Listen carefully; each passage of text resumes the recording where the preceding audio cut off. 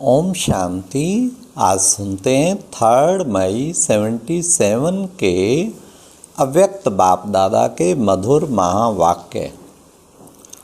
आज की अव्यक्त वाणी का टाइटल है कर्मों की अति गुह्य गति। आज की मुरली में बाबा ने बताया बच्चों की वंडरफुल कर्मों की लीला बाबा कौन सी देखते हैं। दूसरा बाबा ने बच्चों की गलतियों पर बाबा रहम दिल बनकर क्या करते और सुप्रीम जस्टिस होने के नाते फिर क्या करते हैं। अपनी जीवन रूपी नैया को बाप के हवाले करते हो तो उसके लिए कौन सा स्लोगन याद रखो। और नेक्स्ट बाबा ने बताया हमारी ये जिम्मेवारी, हमारी ये जिम्मेवारी, हमारी ये जिम्मेवारी। बाबा ने कहा हमारी एक ही केवल जिम्मेवारी है, वो कौन सी है। और लास्टली बाबा ने कहा बच्चे धर्मराजपुरी से पहले प्रत्यक्ष दंड यहीं मिलेगा। किस रूप में मिलेगा वो भी बाबा ने बताया। तो सुनते हैं कर्मों की अति गुह्य गति पर 3 मई 77 की अव्यक्त मुरली। संगम युगी ब्राह्मणों की विचित्र लीला को देखते हुए बाबा बोले, बाप दादा बेहद के अनादि अविनाशी ड्रामा की सीन के अंदर विशेष कौन सी सीन देख हर्षाते हैं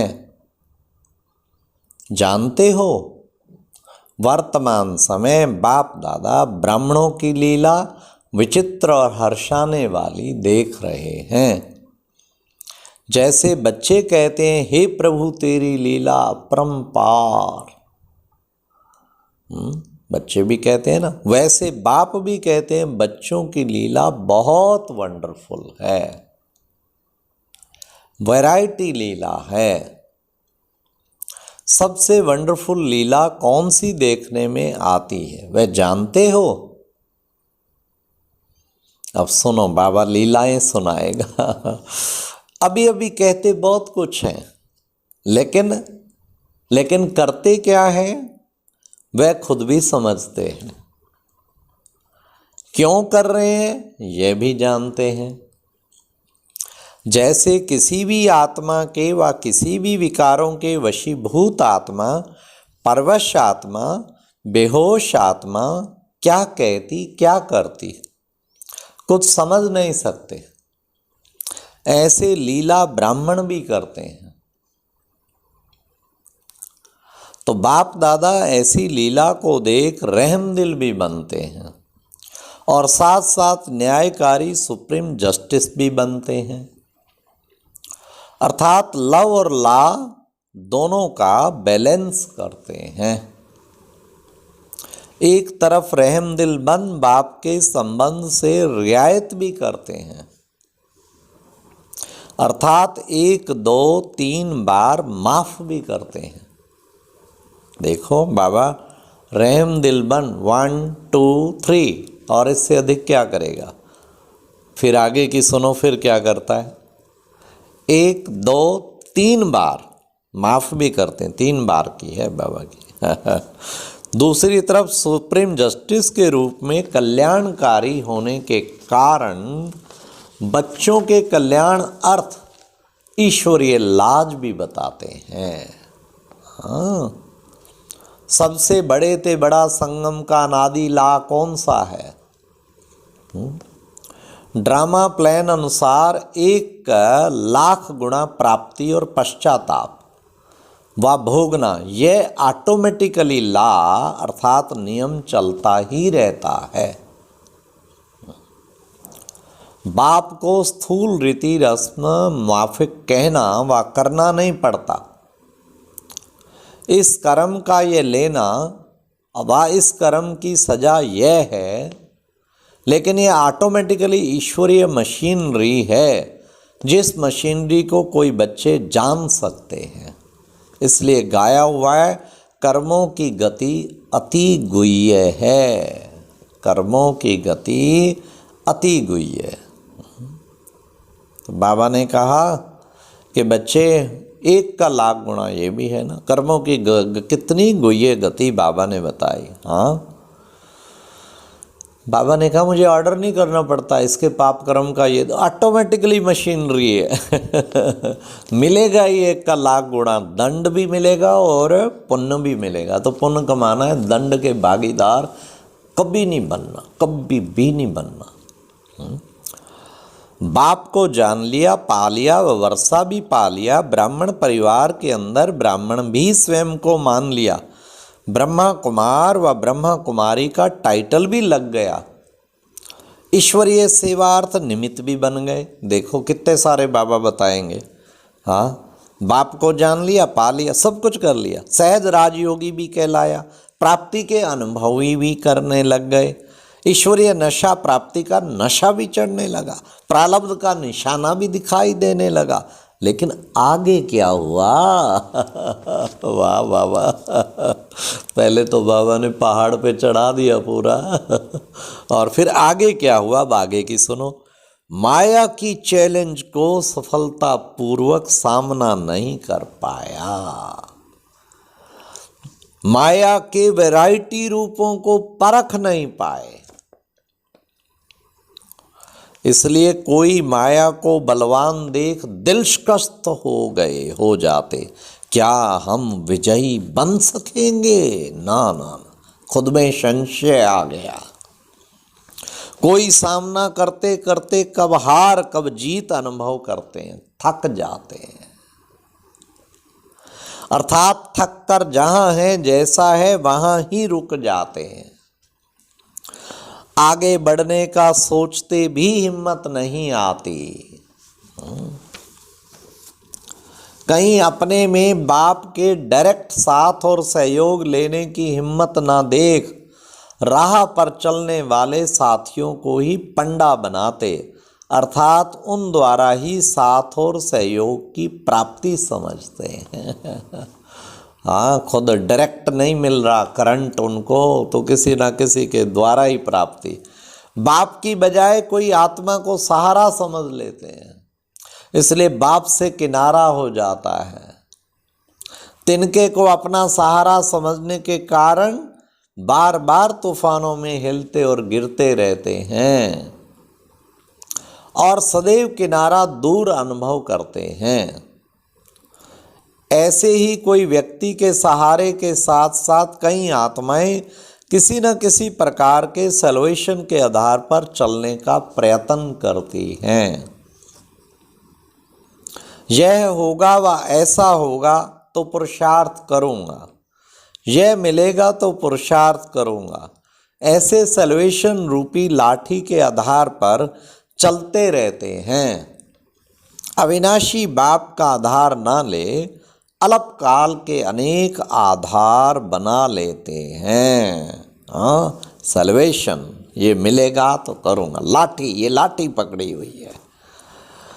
जो आधार विनाशी और परिवर्तनशील है, उनका आधार बनाने कारण स्वयं भी सर्व प्राप्तियों के अनुभव को विनाशी समय के लिए ही अनुभव करते हैं और स्थिति भी एक रस नहीं, लेकिन बार बार परिवर्तन होती रहती है। अभी अभी बहुत खुशी और आनंद में होंगे, अभी अभी मुरझाई हुई मूरत उदास और नीरस मूरत होंगे, कारण कि आधार ही ऐसा है। कई आत्माएं बहुत अच्छे उल्लास उमंग हिम्मत और बाप के सहयोग से बहुत आगे मंजिल के समीप तक पहुंच जाते हैं, लेकिन 63 जन्मों के हिसाब यहाँ ही चुकतू होने ये भी समझ लो। अपने पिछले संस्कार स्वभाव बाहर इमर्ज ही सदा के लिए समाप्त हो रहे हैं। उस कर्मों की गुह्य गति को न जान घबरा जाते हैं। हाय, अब ये माया आ गई, अब ये गई तो दूसरी आ गई। बाबा ने एक बार कहा था, बिल्ली को भगा के आते हैं फिर कुत्ता आ गया, कुत्ते को भगा के आते हैं कोई और बड़ा कुछ आ गया, फिर शेर आ गया। घबरा जाते हैं, क्या लास्ट तक यही चलेगा? अब तक भी ये टक्कर क्यों होता रहता है? इन व्यर्थ संकल्पों की उलझन के कारण प्यार नहीं कर पाते, सोचने में ही टाइम वेस्ट कर देते और कोटों में को तूफानों को भी ड्रामा का तोहफा समझ, स्वभाव संस्कारों की टक्कर को आगे बढ़ाने का आधार समझ, माया को परखते हुए पार करते, सदा बाप को साथी बनाते हुए साक्षी और पाठ देखते, सदा हर्षित हो चलते रहते। सदैव ये निश्चय रहता कि अब तो पहुँचे कि पहुँचे। तो बाप इतने प्रकार की लीला बच्चों को देखते हैं, बच्चों की देखते हैं। लेकिन साथ बाबा ने कहा याद रखो, सच्चे बाप को अपनी जीवन की नैया दे दी तो सत्य के साथ की नाव हिलेगी लेकिन डूब नहीं सकती, हिलेगी डुलेगी डूब नहीं सकती। ये स्लोगन बाबा कहते याद रखो। अब बड़े ध्यान से सुनना, कान खोल के और अंडरलाइन कर लेना। बाप को जिम्मेवारी देकर वापस नहीं ले लो, मैं चल सकूंगा, मैं कहाँ से आई, ये मैं कहाँ से आई, मैंपन मिटाना अर्थात बाप का बनना, यही गलती करते हो। हाँ, अपने में ही संशय, मैं चल पाऊंगा या नहीं चल पाऊंगा, और इसी गलती में स्वयं उलझते परेशान होते, मैं करता हूँ या मैं कर नहीं सकता हूँ। इस देह अभिमान के मैंपन का अभाव हो, इस भाषा को बदली करो आज से, मैं नहीं बाबा बाबा बाबा। जब मैं बाप की हो गई वह हो गया तो जिम्मेवार कौन। अब सुनो बड़े ध्यान से, अंडरलाइन करना, डबल अंडरलाइन। अपनी जिम्मेवारी सिर्फ एक ही समझो, जैसे बाप चलावे वैसे चलेंगे, जो बाप कहे वह करेंगे, जिस स्थिति के स्थान पर बाप बिठाए वह वहां बैठेंगे। श्रीमत में मैंपन की मनमत मिक्स नहीं करेंगे तो पश्चाताप से परे प्राप्ति स्वरूप और पुरुषार्थ की सहज गति प्राप्त करेंगे, अर्थात सदा सद्बुद्धि प्राप्त करेंगे। मेरी क्या जिम्मेवारी है, बस जैसे बाप चलावे वैसे चलेंगे, जिस स्थिति पे स्थान पे बाप बिठाए वैसे बैठेंगे। श्रीमत में मनमत जरा भी मिक्स नहीं करेंगे। अपने को व दूसरों को देख घबराओ मत, क्या होगा यह भी होगा, घबराओ नहीं, लेकिन गहराई में जाओ, क्योंकि वर्तमान अंतिम समय समीप के कारण एक तरफ अनेक प्रकार के रहे हुए हिसाब किताब, स्वभाव संस्कार व दूसरे के संबंध संपर्क द्वारा बाहर निकलेंगे, अर्थात अंतिम विदाई लेंगे। तो बाहर निकलते हुए अनेक प्रकार के मानसिक परीक्षाओं रूपी बीमारियों को देख घबराओ नहीं, पेपर बहुत आएंगे पर डरो नहीं, लेकिन यह अति अंत की निशानी है। दूसरे तरफ अंतिम समय समीप होने कारण कर्मों की गति को मशीनरी भी तेज रफ्तार से दिखाई देगी। और ध्यान से सुनना, धर्मराजपुरी के पहले यहाँ ही कर्म और उसकी सजा का बहुत साक्षात्कार अभी भी होंगे और आगे चलकर भी होंगे। और सत्य बाप के सच्चे बच्चे बन, सत्य स्थान के निवासी बन। अब सुनना बड़े ध्यान से, जरा भी असत्य कर्म किया तो प्रत्यक्ष दंड के साक्षात्कार अनेक वंडरफुल रूप के होंगे। ब्राह्मण परिवार व ब्राह्मणों की भूमि पर पांव ठहर नहीं सकेंगे, हर दाग स्पष्ट दिखाई देगा, छिपा नहीं सकेंगे। स्वयं अपनी गलती के कारण मन उलझता हुआ टिका नहीं सकेगा, अपने आप को अपने आप सजा के भागी बनावेंगे। इसलिए यह सब होना ही है, इसके नॉलेजफुल बन, घबराओ मत। समझा, मास्टर सर्वशक्तिवान घबराते नहीं है। अच्छा, कर्मों की गति को जानने वाले, सदा हर सेकंड हर संकल्प बाप की श्रीमत प्रमाण चलने वाले, अपनी जीवन की जिम्मेवारी बाप के हवाले करने वाले, सदा बाप के सहारे को सामने रखते हुए सर्व विघ्नों से किनारा करने वाले, संपूर्ण स्थिति के किनारे को सदैव सामने रखने वाले, ऐसे हिम्मत उमंग उल्लास में सदा रहने वाले बाप दादा को याद प्यार और नमस्ते। और अब यह एक बहुत अच्छी वीडियो भी ज़रूर देखें।